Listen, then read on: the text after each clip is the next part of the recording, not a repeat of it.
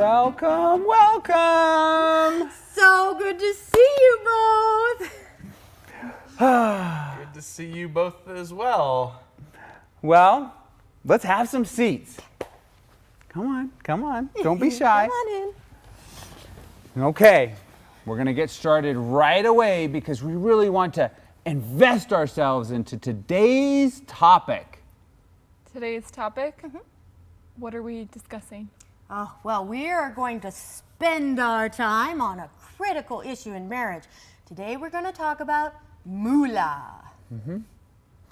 You know, scratch, smackers, shamoles. We're not talking about sex again, are we? Oh, heavens no! We're talking about money.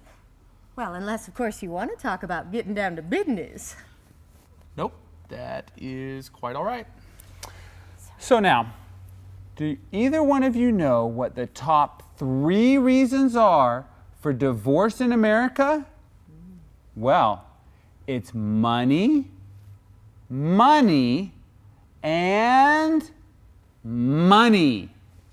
Well, one thing like money can't be 3 reasons. Yeah, it can. Like in real estate, how it's about location, and location. Anyway, today we want to talk about money and money management. Well, actually, that sounds good. We've talked about it a lot, and we'd love to start off on the right financial foot. Now, before we get to talking too much about money, we want to go over some financial terms with you so you're not confused. That would actually that'd be great. Okay.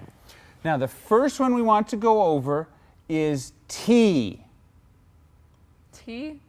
Like the drink? No. T like the letter. You see, T is the word budget, but without the budge. You see, most people, when they set a budget, they find it so constricting. Oh, this budget is so tight. I can't move. It won't budge. So what we do is we take the budge out of budget. A T is a budget, but without any restrictions or limitations. Oh, I love this T. I can do anything I want and spend my money any way I want. A T is great. Now let's look at Visa. Now Visa stands for it's very important to seem affluent. Very important to seem affluent? Yes. You know, there's a saying that goes like this.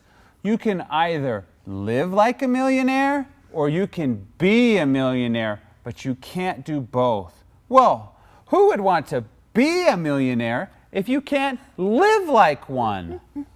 So you're saying we should live beyond our means? Well, if you can finance it, then it's not beyond your means, is it?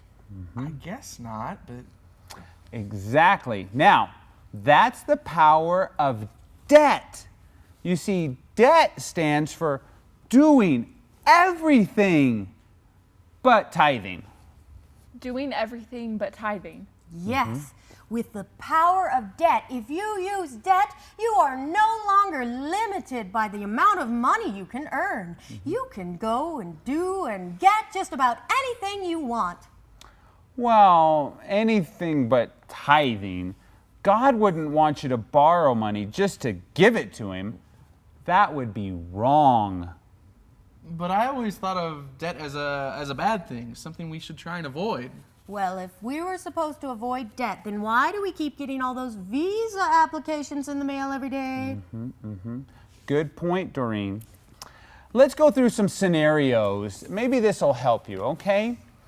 Let's say it's Saturday night and you've got no money in the bank and you're sitting at home and all you have is some canned food and Mr. Pibb. What would each of you consider doing?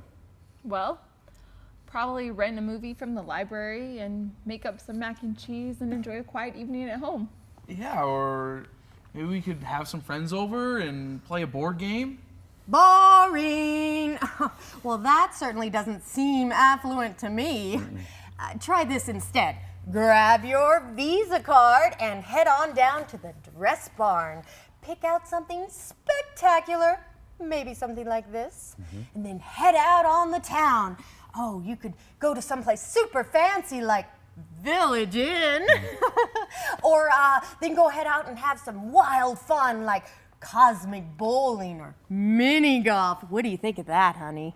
You had me at dress barn.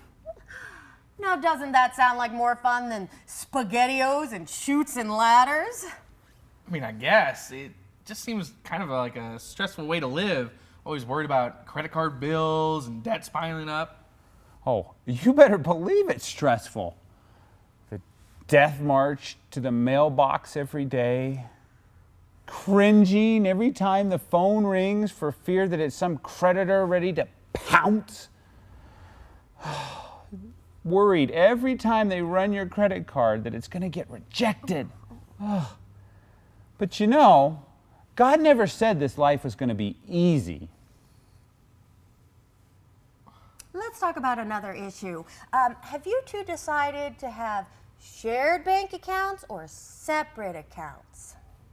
Well, we're married now, and we thought it'd be a good idea if we treated the money as ours and had a joint account. You know what you ought to do is take some of that joint money of yours and go buy a really big bucket. Then go outside your house and catch all the gumdrops that fall from the sky, because obviously you two live in fairyland. What?